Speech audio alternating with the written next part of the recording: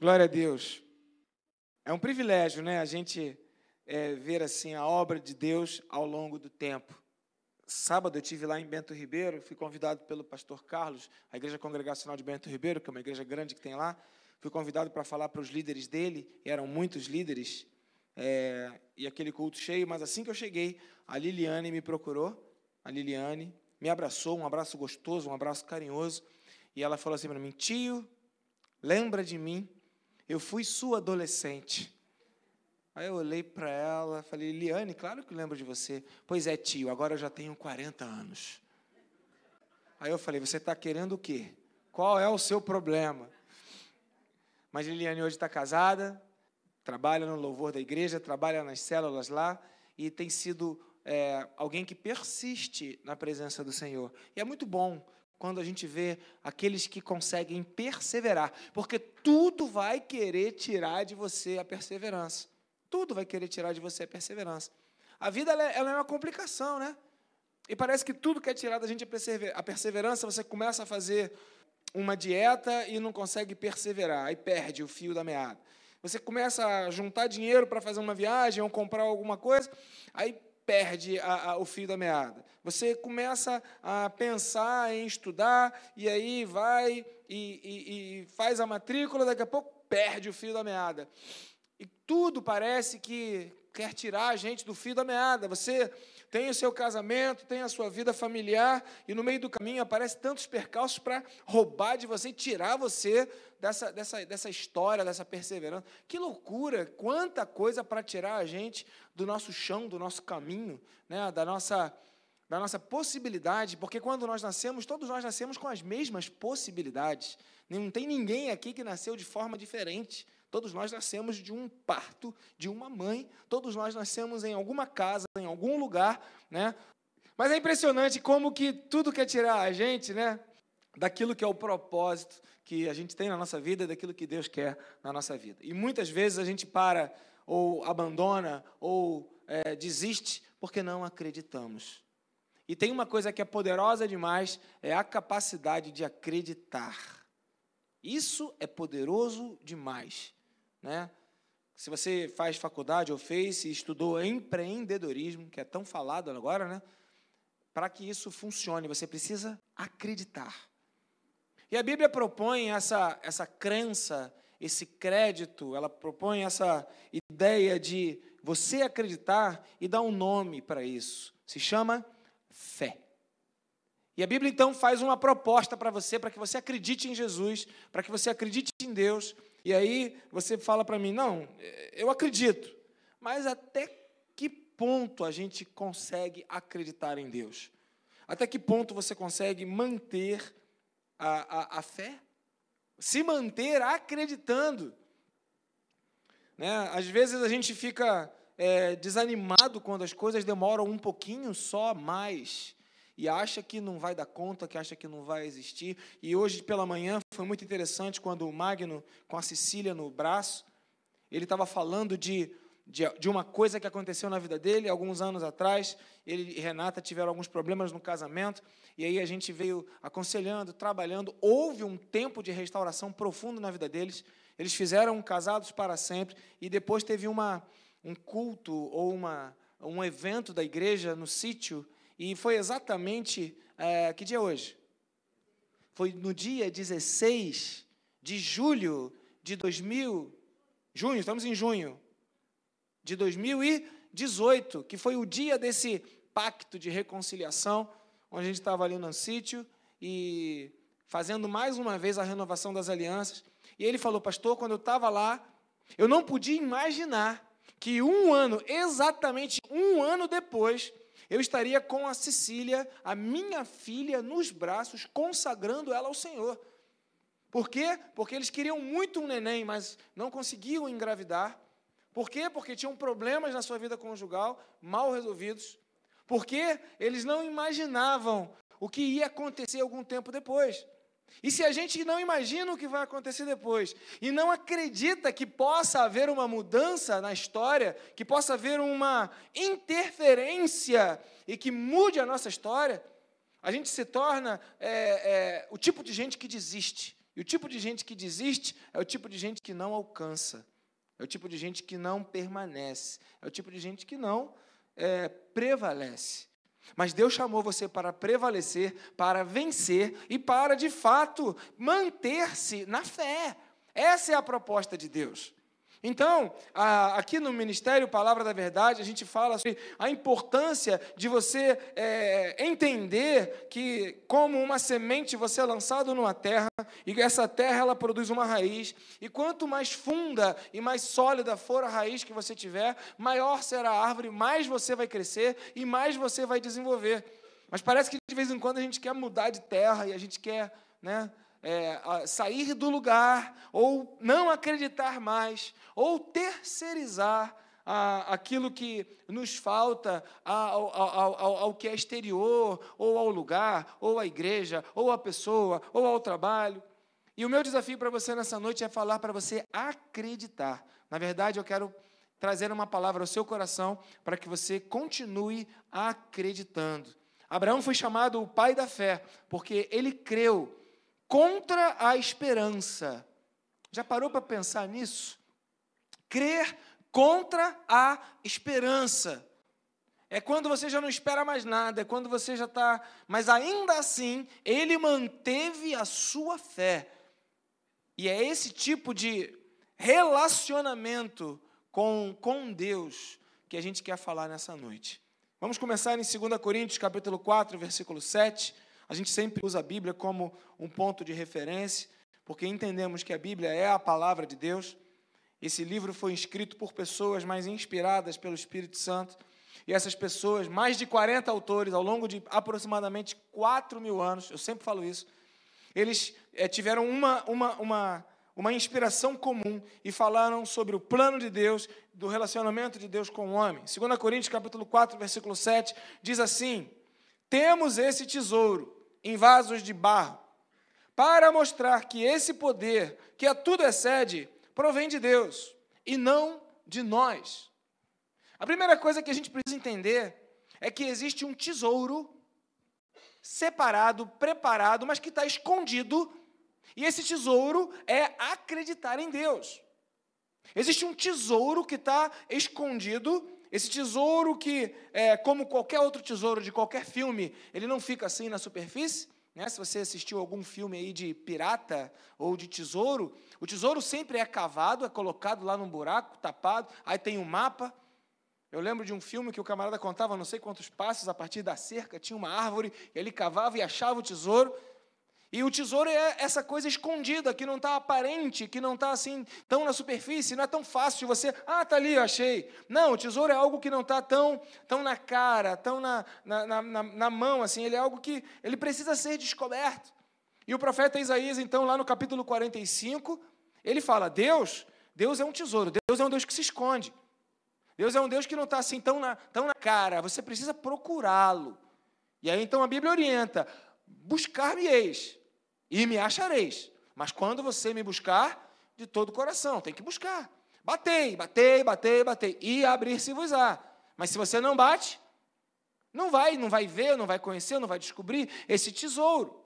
E a grande dificuldade que a gente tem é porque esse tesouro que é o poder de Deus, ou a fé, ou acreditar em Deus, ele é depositado em pessoas que não valem tanto, que não têm um valor tão assim espetacular.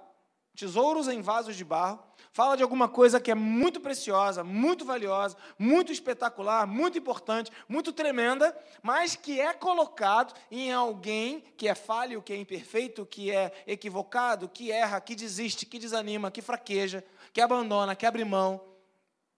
E é esse tipo de dificuldade que muitas vezes nos leva a desistir até mesmo da própria vida.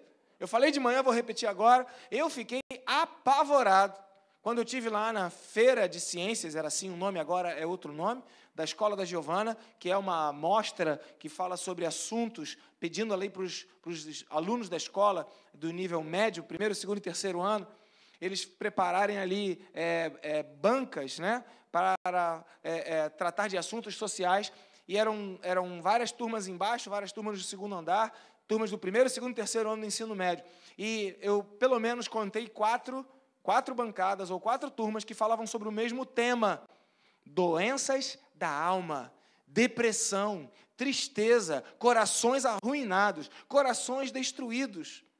E, na verdade, essa dificuldade de entender que o tesouro que Deus é, ou a fé que nos é proposta, ela é depositada em pessoas que não têm o mesmo valor, isso dificulta, porque parece que a gente quer ter valor, parece que a gente quer se valorizar, né? Veja isso aí, por exemplo, nas mídias sociais, né? As fotos que você tira de você são fotos feias? Você tira alguma foto sua que você publica? Ó, por que você publica uma foto bonita? Porque você quer que os outros te elogiem, te valorizem. Não há mal nisso. O problema é que, de alguma forma, quando você não consegue ficar bem, quando você não consegue ser belo, quando você não consegue agradar o outro, quando você não consegue ter sucesso na medida que o outro espera que você tenha, quando você não consegue comprar o seu apartamento, quando você não consegue comprar seu carro, não consegue mudar de vida, parece que você desanima, desiste, porque você fala: minha vida não tem valor, eu não valho nada. São coisas diferentes. São coisas diferentes. Porque o que vale não é exatamente o vaso, que é de barro, é simples. Mas o que vale é o que está dentro do ser humano, é o que está dentro da pessoa, é quem essa pessoa é. Eu não me canso de repetir que, no passado, me relacionando com pessoas de maior poder aquisitivo, eu não canso de dizer isso, que o vazio que existe no coração do rico é exatamente igual ao vazio que tem no coração do pobre. Porque se o pobre sofre porque não tem, o rico sofre porque tem medo de perder. O sofrimento do homem não está fundamentado naquilo que ele tem, mas naquilo que ele é. Ao passo que tem gente que vive uma vida boa, feliz, alegre, independente se tem ou se não tem. É porque é o que está dentro é que traz o tesouro. E a Bíblia então fala que esse tesouro chamado Deus, esse tesouro que é acreditar em Deus, esse tesouro que tem valor, ele é colocado em gente que não tem tanto valor assim. Então, a minha palavra é para você, que acha que você não é tão bom, que acha que você não vale tanto, que acha que você não tem a vida que você devia de ter, que acha que você erra, que acha que você não é aceito, que acha que você é feio, que você se acha fora do lugar. A Bíblia, então, diz que Deus tem um tesouro para colocar dentro da sua vida, independente daquilo que você acha de você ou daquilo que dizem de você.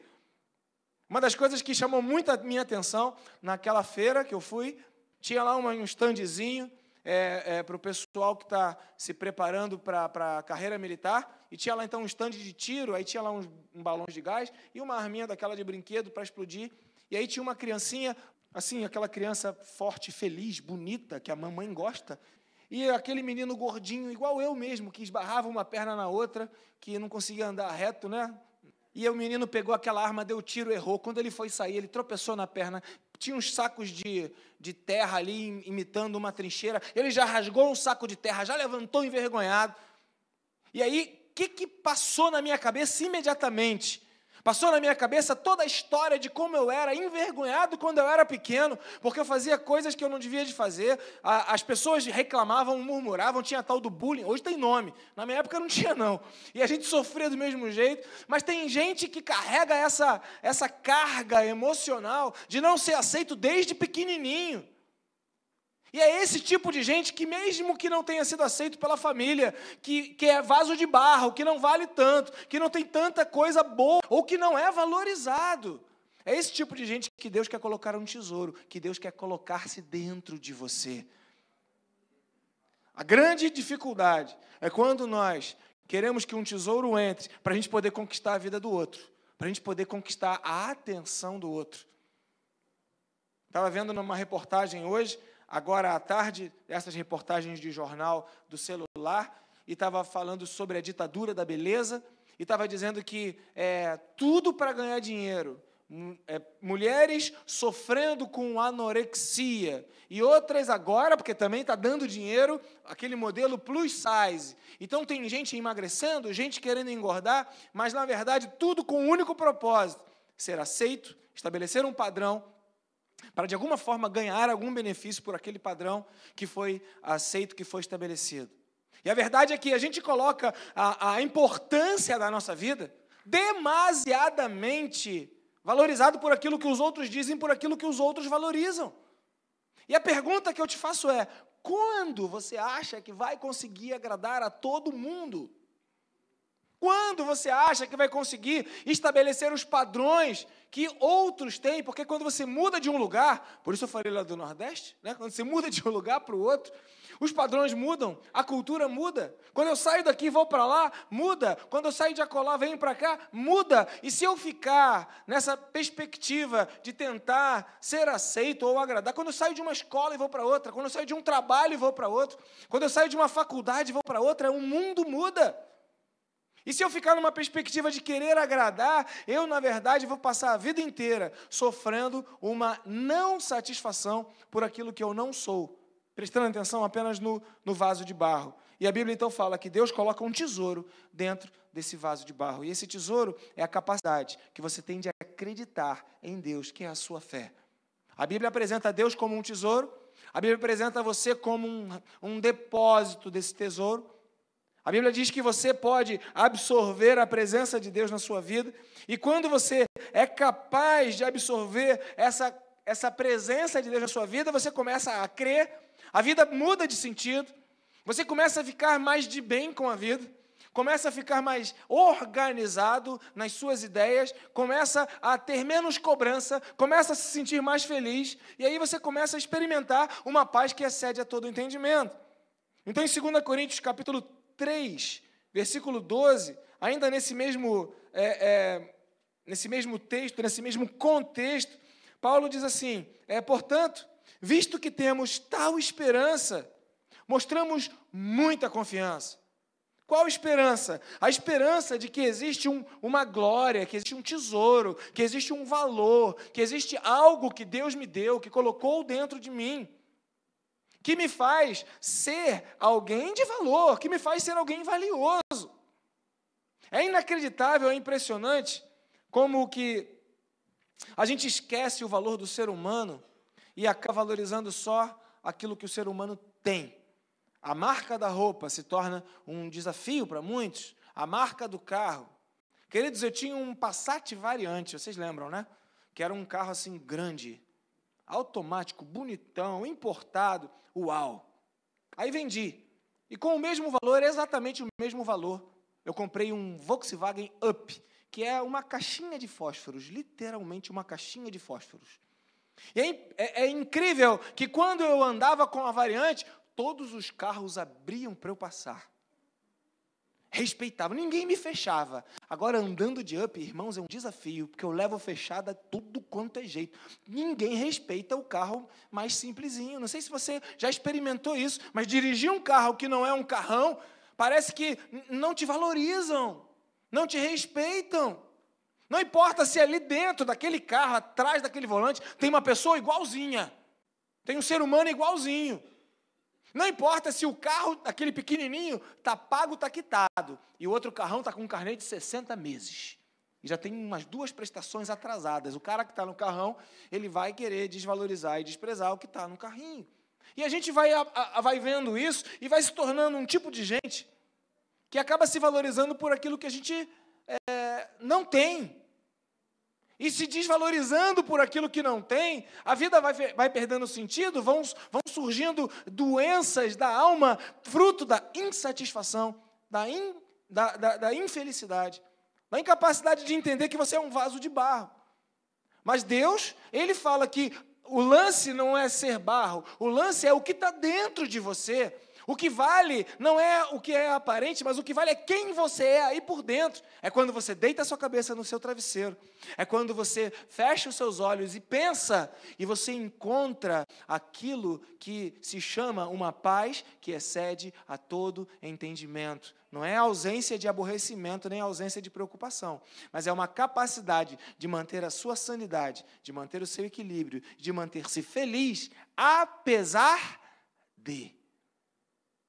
A proposta de Deus não é, muitas vezes, alterar aquilo que para você é uma preocupação, mas é alterar dentro do seu coração a relação que você tem com aquilo que é a sua preocupação. E a proposta de Deus é que essa fé no próprio Deus leve você a uma vida de esperança, e uma vida de esperança te dá confiança, muita confiança, muita confiança.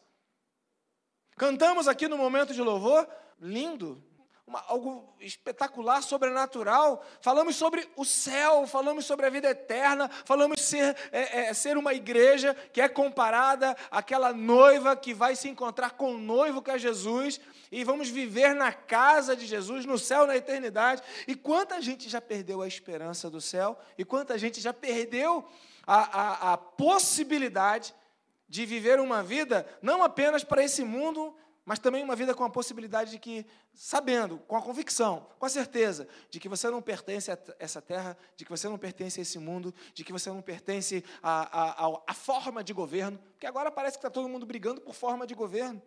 E se briga, o que você acha que você vai alcançar? É uma falta de capacidade de entender que a sua pátria não é aqui, mas que a sua pátria é o céu. E que você está aqui de passagem, como peregrino, como estrangeiro, e aí você perde a esperança nos céus, perde a confiança em Deus, aí começa a pensar, meu Deus, eu não vou me aposentar nunca mais, meu Deus, eu não vou ter dinheiro para isso, meu Deus, eu não vou fazer aquilo, e aí você começa a ficar com as neuroses, sobretudo se você assiste jornal, e aí parece que piora, porque eu não sei o que está havendo com os noticiários de televisão, mas eles estão deixando as pessoas que assistem apavorados. Rio de Janeiro, né? Vocês que moram fora, o que se pensa do Rio de Janeiro? A impressão que dá é que você tem que andar o tempo todo assim, né? Chegou no Rio de Janeiro, começa. Da onde vem a bala perdida? É uma missão impossível. A televisão, ela passa uma proposta que a gente não consegue nem ter paz. E aí você fala, meu Deus, não vai ter, o governo está falindo, o governo está melhor, o governo... Você faz parte de que terra? Quando você perde a esperança de que Deus está cuidando da sua vida, de que é um tesouro que está dentro de você, que é Deus, quando você perde a fé, aí você desanima. Desanima de fazer um negócio, desanima de fazer uma faculdade, desanima de casar, não é? Desanima de casar, não é isso? Não desanima? Desanima! Porque se você perde a esperança, você não quer fazer mais nada. Então, o fato é que, quando você consegue acreditar em Deus e consegue viver uma vida projetada para aquilo que Deus preparou e separou para você, você tem muita confiança, porque agora você não vai viver pelo que você vê propriamente, mas você vive pela promessa de Deus, que é o segundo texto, Hebreus, capítulo 13, versículo 6. Veja lá comigo o que diz lá, Hebreus, capítulo 13, versículo 6. E, na verdade, são duas promessas que eu separei, essa de Hebreus 13 e outra de Lucas 10. Hebreus 13, 6 diz assim, podemos dizer com confiança, o Senhor é o meu ajudador, não temerei. O que me podem fazer os homens? O que me podem fazer os homens? A gente saiu aqui hoje do culto da manhã, a Menara não quis, porque ela fez um prato especial, mandou uma foto bonita, mas eu fui com o Jorge ali, Kátia e Cristina, a gente foi numa padaria, comer um franguinho de padaria, que é uma delícia, dia de domingo, né, irmãos? E aí, conversa vai, conversa vem, os dois advogados começam a falar da justiça e começam a dizer as dificuldades que é você falar de justiça num país injusto. E aí você começa a perceber que se você, em relação à justiça, se você não nascer em determinada família, vai ter muito maior dificuldade para alcançar determinado cargo. Se você não tem determinado sobrenome, você vai ter muito maior dificuldade para ter determinada função. Então, aqueles que deveriam ajuizar, ou julgar, ou estabelecer o que é justo, acabam anulando a possibilidade de serem justos por causa desse processo. E a gente começa a ver o quê? Gente que desanima. A gente começa a ver o quê? Gente que desanima de fazer a justiça ou de falar a verdade. Aí eu falei para o Jorge, vamos lá, Jorge, entra que você vai acabar fazendo diferença. Aí a Cristina falou, não, o Jorge vai morrer lá, porque ele vai querer brigar com todo mundo, né? Há uma possibilidade real, né? Porque quando você quer fazer a coisa certa e todo mundo é errado, você fica assim meio que, né? Mas, se a gente pensar assim, a gente nunca vai querer fazer a mudança que é necessária naquilo que está corrompido, naquilo que está destruído. Então, que entrem pessoas honestas na polícia, que entrem pessoas honestas na justiça, que entrem pessoas honestas nos hospitais, que entrem pessoas honestas na política. Oh, Deus! A gente não pode perder a esperança, mas quando a gente perde a esperança e sai desse processo de confiar em Deus, a gente começa a ficar com medo do homem. Não vou em tal lugar porque lá é perigoso. Não vou na tal rua, tal hora, porque lá é ruim. Não vou me meter com aquilo ali não, porque ali não dá. E você começa a ficar com medo de pessoas iguais a você. E você começa a ficar apavorado e temeroso, e a sua vida muda. E aí você começa a ter medo de quem fez a prova. Não, quem fez a prova fez uma prova muito difícil, eu não vou passar, eu não vou conseguir, eu não vou ter condições. A Cristina, minha irmã, estava contando da minha sobrinha, Gabriela, teve um concurso para veterinário do município, do estado do município do Rio de Janeiro, e a minha sobrinha fez lá o concurso, e ela falou, nem adianta, eu não vou conseguir, né? Porque tinha uma outra pessoa, e ela temeu aquela outra pessoa, era uma vaga só, e tinha uma outra pessoa na frente, e depois aquela outra pessoa não conseguiu, e ela entrou. Mas a gente teme e fala, o outro é melhor do que eu, o outro é mais inteligente do que eu, o outro é mais poderoso do que eu, o outro tem mais dinheiro do que eu, o outro é melhor do que eu. E aí, quando você perde a esperança que o Senhor é aquele que vai te ajudar, você esquece o tesouro que é viver uma vida com Deus. E aí, a gente aqui na igreja experimenta umas coisas diferentes, né? Eu até pego o testemunho da Evelyn, que estava querendo trabalhar, e imediatamente ela começou a procurar emprego, nunca tinha trabalhado, nunca tinha ido para o mercado de trabalho. Procurou quanto tempo, Evelyn? 2, 3 meses. 2 meses. E apareceu um emprego. Mas tem tantos milhões de desempregados no Brasil. Mas não é contigo, porque tem um tesouro dentro de você que faz toda a diferença na sua vida.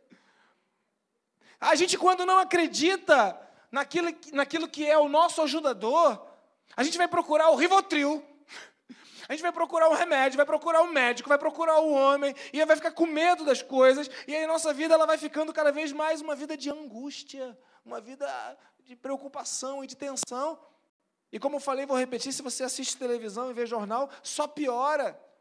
Às vezes, no próprio ambiente de trabalho, é todo mundo reclamando. Dentro da família, todo mundo reclamando. Eu estive lá, né, nesse evento no sábado, e depois que eu acabei de levar a palavra lá para a liderança, uma daquelas pessoas cumprimentou eu e Drica, tudo bem, que bom ver vocês juntos, orem por mim. Aí eu falei, tá, por quê? Porque meu marido, aí começou a falar mal do marido, e falou mal. Eu falei, meu Deus do céu, né? A vida fica uma angústia.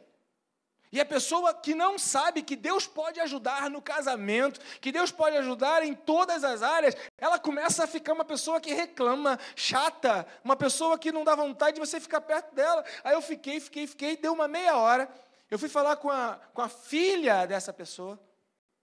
Tudo bem e tal. Aí falou, minha mãe me pegou, ficou uns 15 minutos reclamando, eu não aguento mais ouvir minha mãe. Eu falei, meu Deus, se nem a filha aguenta, quem dirá eu? Porque quem não acredita que Deus vai ajudar, se torna uma pessoa ácida, se torna uma pessoa azeda, se torna uma pessoa que reclama, que murmura, uma pessoa que nunca está, está sempre fora do lugar. Então, presta atenção.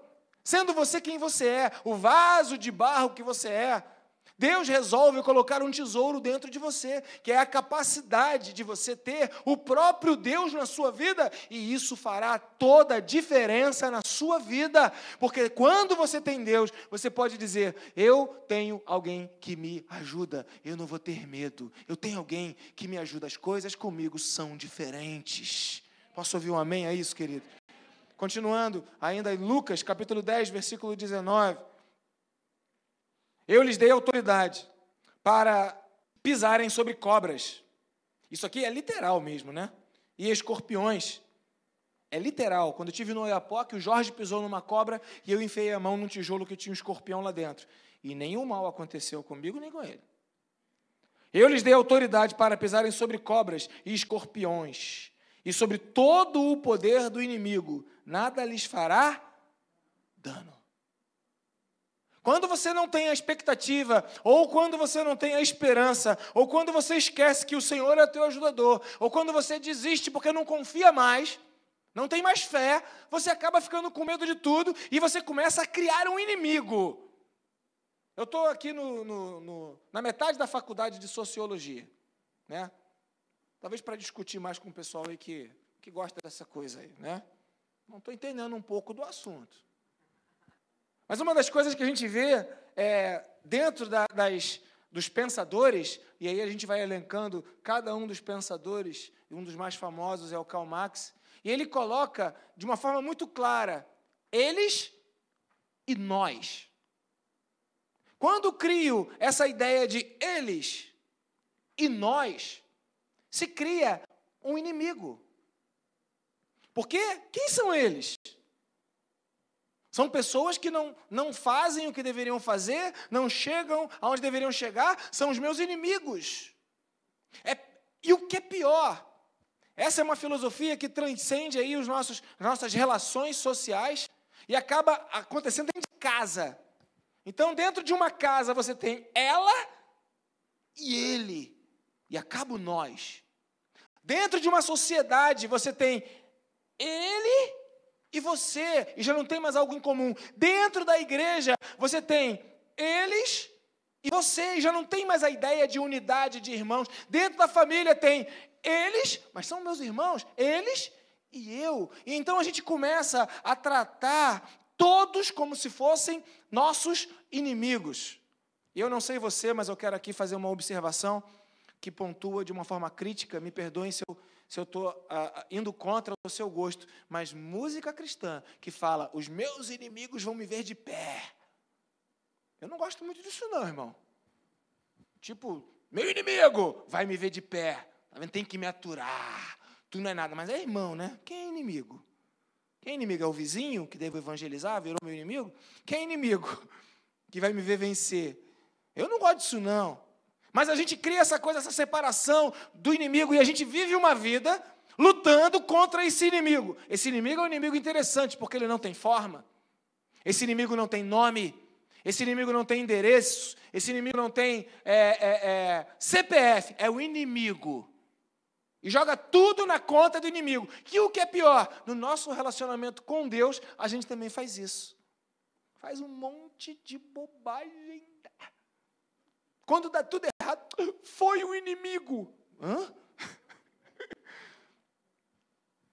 Pois é, querida. E a gente acaba jogando tudo nas mãos do inimigo. Mas aí a Bíblia que parece que já antecipou isso tudo. Deus já sabia da malandragem, da maneira sutil do seu povo. Ele fala, então tá bom, o problema é o inimigo? Tem problema não, porque eu vou lhe dar poder sobre toda a autoridade. Você vai ganhar sobre todo o poder do inimigo. Então não tem inimigo que vai lhe fazer dano. Não tem inimigo que vai lhe fazer dano. Nem natural, nem sobrenatural. Nenhum inimigo lhe fará dano, porque eu lhe dei poder sobre autoridade, eu lhe dei autoridade sobre todo o poder do inimigo. Quem é teu inimigo?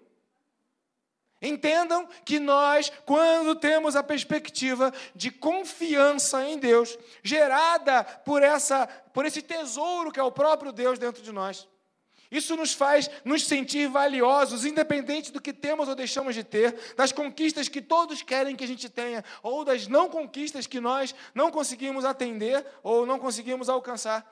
E isso nos dá a capacidade de alguma forma, a gente acreditar nas promessas de Deus. E acreditando nas promessas de Deus, a gente não vai ter medo de nenhuma pessoa e de nenhuma outra, qualquer que seja, inimizade. Inimigo. Quem é inimigo?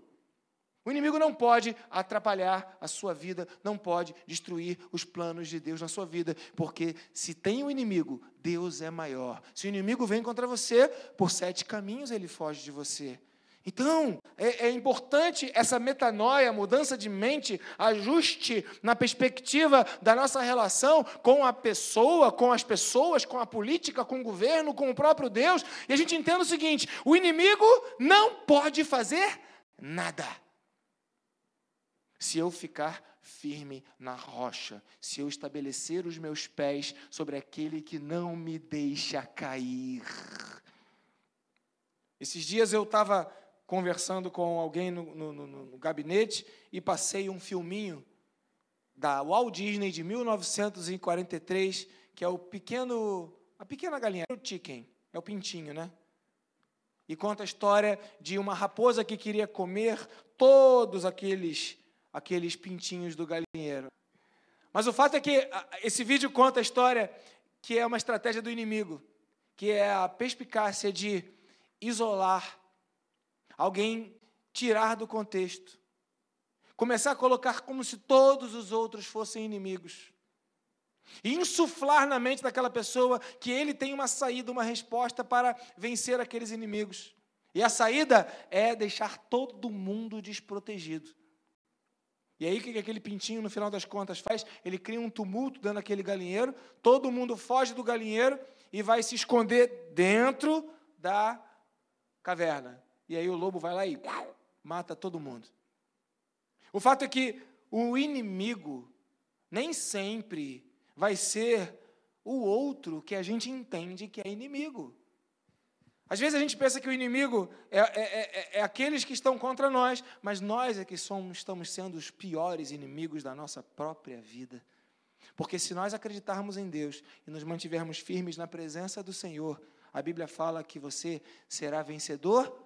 Não. Romanos capítulo 8, verso 31 fala: que diremos, pois, à vista dessas coisas? Se Deus é por nós, quem será contra nós? Há uma vitória separada da parte de Deus. E eu quero encerrar lendo contigo Mateus capítulo 14, versículos 22 até o 33. Mateus capítulo 14, 22. Diz assim, logo em seguida, eu vou ter que acabar fazendo um resumo, mas 14, 22, logo em seguida Jesus insistiu com os discípulos para que entrassem no barco e fossem adiante dele para o outro lado, enquanto ele disse à multidão. A pergunta que eu quero te fazer é: você é o tipo de gente que às vezes Jesus precisa insistir com você, porque você não faz o que ele quer que você faça, e Jesus fica falando, repetindo, insistindo com você para você fazer a coisa certa? Insistindo com você. Você é o tipo de gente que precisa que Jesus insista para você fazer a coisa certa. Verso 23.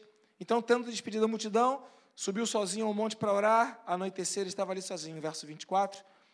Mas o barco já estava a considerável distância da terra, fustigado pelas ondas, porque o vento soprava contra ele. Verso 25.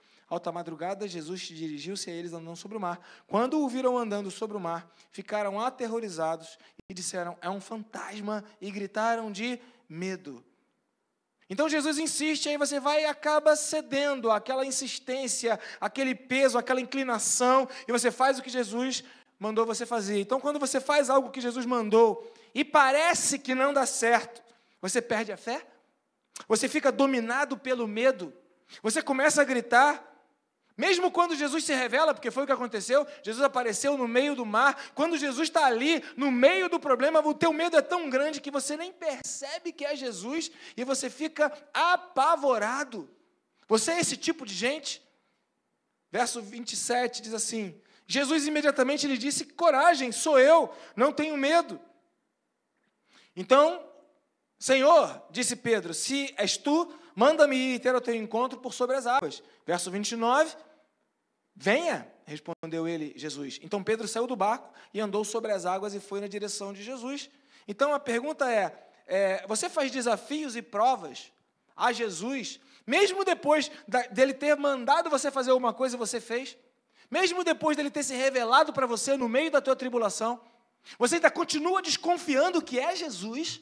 Você é esse tipo de gente? Então Jesus insistiu com os discípulos, só depois de muita insistência que eles obedeceram. Lá no meio do problema, estava aquela tempestade e Jesus apareceu. Não reconheceram e ficaram preocupados e gritaram.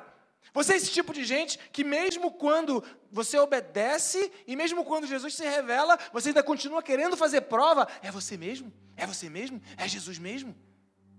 E você faz testes. Então se é, me manda. Se é, me faz isso. Se é, faz aquilo. Você é desse tipo de gente? Verso 30.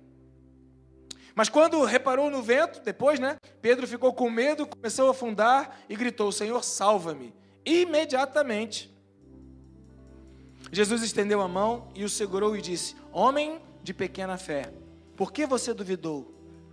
Você se sente um homem ou uma mulher de pequena fé? Você é esse tipo de gente que tem uma pequena fé e duvida? E duvida?